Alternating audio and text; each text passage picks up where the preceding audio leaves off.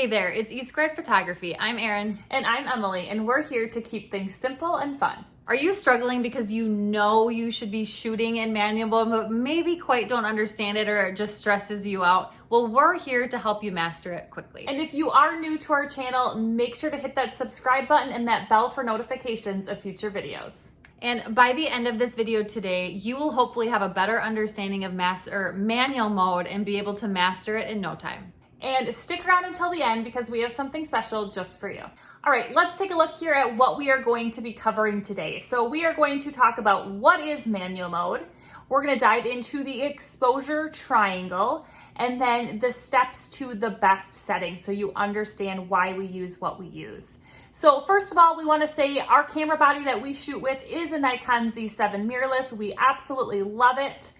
And for our lenses, the two lenses we use 90% of the time for our portraits are the 50mm 1.8, specifically for families and seniors, and the 85mm 1.8 for seniors. So what is manual mode?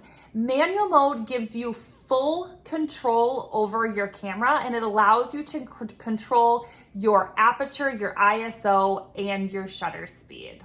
So when we talk about manual mode, we also have to talk about something called the exposure triangle. And the exposure triangle involves three things. Just like Emily said, the ISO, the aperture, and your shutter speed. They all work together to perfect the exposure of your image the way that you want it to. So let's dive into the first piece, ISO. What is ISO? Well, ISO is the camera's sensor's sensitivity to light. So you can have a low ISO and an ISO, and we'll talk about when you would use both of those. But this is also going to affect the noise or grain of an image. So if you have a lower ISO, we'll say anywhere from a 100 to a 200, you're going to have a clearer, crisper image. As far as a higher ISO, that's when you're going to start seeing grain in your image. So at 800 or above, and those are just general numbers.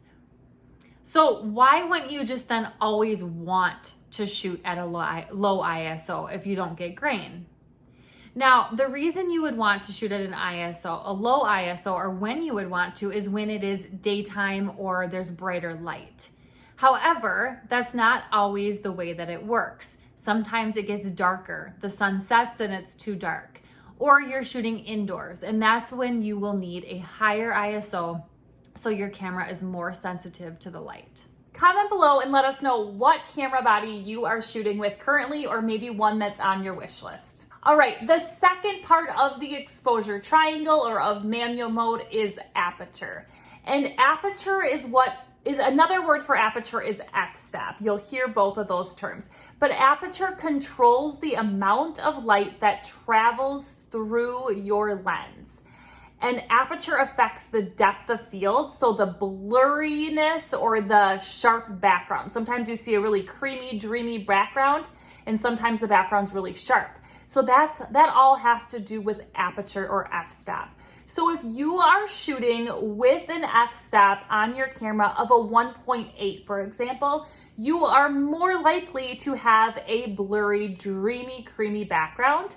And if you shoot with an f8, you are going to have a sharper background and more things are going to be in focus. Now, aperture plays a role in getting that blurry or that bokeh that you see in images. It's not the only thing, but it's a big part of it. So let's kind of talk about when and why we use certain f-stops or apertures.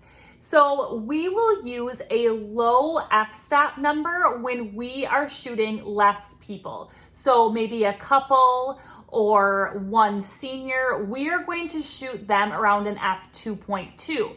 The reason being is because we want that creamy, dreamy background, and we know at an f2.2 we can still keep them sharp. Now, a higher f-stop is needed for larger groups to keep everyone in focus, or for landscape photography. So we would use maybe an f5 or even higher for larger groups. If you're a landscape photographer, obviously you want to get everything in sharp focus because you're taking a picture of a beautiful backdrop. Then you would want a higher f-stop. All right, so the last piece to the exposure triangle is shutter speed. So let's talk about what that's all about. So this is how fast your shutter is opening and closing. So a fast shutter speed would maybe be like a 1/8,000. And because it's opening and closing very quickly, it's going to allow less light to travel through the lens. Whereas a slow shutter speed, let's say just a 1/20, is opening and closing much slower, which allows more light to travel through the lens. Let's talk about when you would use certain shutter speeds. So what shutter speeds to use? So fast shutter speed can help freeze motion, and it's great for movement. Whereas a slow shutter speed can really cause blur because it's opening and closing much slower. And we always tell ourselves we are going to shoot at least a 1/250 or higher if we can, to make sure our images are staying nice and sharp. And there are instances, if you have a tripod, where you can be shooting maybe you're shooting landscape photography on a tripod, you can be shooting at a lower or a slower shutter speed. And then there are also instances where maybe you're at a sporting event and you are trying to capture track athletes running around the track. You will need a higher shutter speed than that 1/250. So the biggest piece of advice we can give when using manual mode is to keep it simple. It seems complicated, but you can keep it simple. So when we are at a session, we get to a session and we typically set our ISO first, and then we set our aperture, and then we always make sure our shutter speed is at least 1/250 or higher. So hopefully this video was helpful in giving you some understanding of what manual mode is and typical settings that we use. Now, if you want even more in-depth with manual mode and maybe even with focus, and to see us behind the scenes, we have a free portrait session starter kit in the description below, so make sure to check that out. And if you enjoyed this video today, make sure to like, subscribe, and share with a friend so we know to make more videos just like this one. And we will see you next time.